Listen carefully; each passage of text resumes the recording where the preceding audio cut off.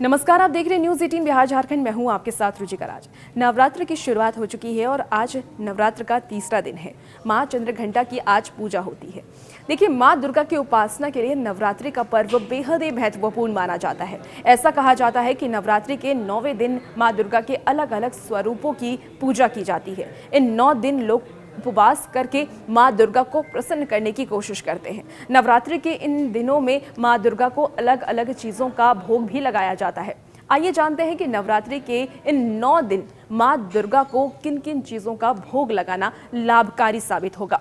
देखिए, नवरात्र के पहले दिन मां शैलपुत्री की पूजा की जाती है। ऐसे में नवरात्रि के पहले दिन गाय के घी से बना हलवा और रबड़ी का भोग लगाना चाहिए। मां शैलपुत्री को सफ़ेद चीज़ों का भोग लगाया जाता है। नवरात्रि के दूसरे दिन की बात करें तो मां ब्रह्मचारिणी की पूजा की जाती है। ऐसे में नवरात्रि के दूसरे दिन मां ब्रह्मचारिणी को पंचामृत का भोग लगाया जाता है और इसके अलावा शक्कर का भी भोग लगाया जाता है। ऐसी मान्यता है कि मां ब्रह्मचारिणी की पूजा करने से मनचाहा वरदान मिलता है। नवरात्र के तीसरे दिन मां चंद्रघंटा की उपासना की जाती है और इस दिन मां चंद्रघंटा को दूध का भोग लगाया जाता है या फिर दूध से बनी मिठाइयों का भोग लगाया जाता है।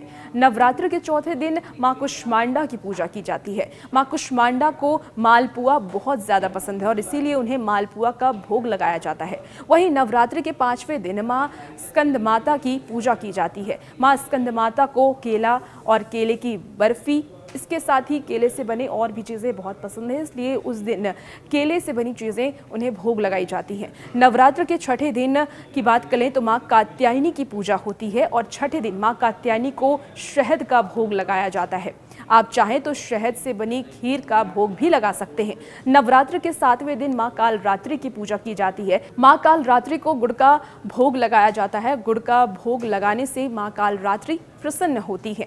नवरात्र के 8वें दिन की बात कर लें तो 8वें दिन मां महागौरी की पूजा की जाती है। मां महागौरी को नारियल से बनी चीज़ों का भोग लगाया जाता है। आप मां को नारियल की बर्फी और लड्डू का भी भोग लगा सकते हैं। नवरात्र के 9वें दिन मां सिद्धिदात्री की पूजा की जाती है और इस दिन मां को हलवा, चना, पूरी का भोग लगाया जाता है।